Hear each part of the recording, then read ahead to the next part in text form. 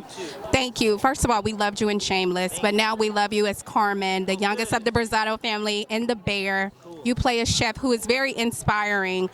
You moved back home to Chicago, but talk to us about what went into your preparation for this character, not only as the chef, but just going deep into Carmen's story. Yeah, I mean, I think what really struck me about Carmy was how wrapped up his identity was in being a chef, and what kind of like a lonely place that could be. And I think, you know, I'm a little bit more mature now. I'm 31, and my life's gotten bigger, but I was familiar with that feeling of being wrapped up,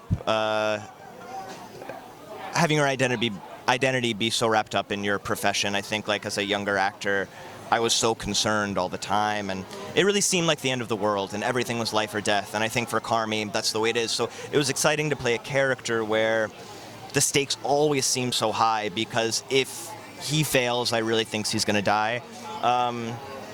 I never felt quite that way, but I'm familiar, I guess. Yeah. And then what is the message in this story? Because obviously you don't die if it doesn't work out, right?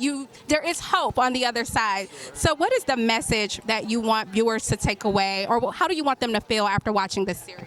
Yeah, I mean, I think like a major theme in the show is sort of found family, and also like learning communication. I think something about Carmy is he's a terrible communicator. The way he communicates is only through food, and if he can't do that, he doesn't know how to talk about how he's feeling, or anything. And over the course of the show, I think he kind of finds his footing. And I don't know, I'm drawn to, as an audience member, kind of like lonely characters finding their family, always. It's always dramatic, it's always interesting, no matter what. And I think that's what this show has, you know, lonely characters finding family. You know. What this show also has is good food. Yes. Obviously, you trained with some world-renowned chefs. Maddie obviously was a consultant on this show. Talk to us about what your favorite dish is to make now. After all of the training you've had, all the lessons, what's your favorite meal to make? That's easy. Filet au poivre, like a really nice peppercorn sauce. There's a restaurant I used to love going to in New York called Lucien. They made a really wonderful peppercorn sauce, and I've worked really hard to mimic it. I've gotten pretty close, and I'll make that for my wife and I a couple times a month for sure.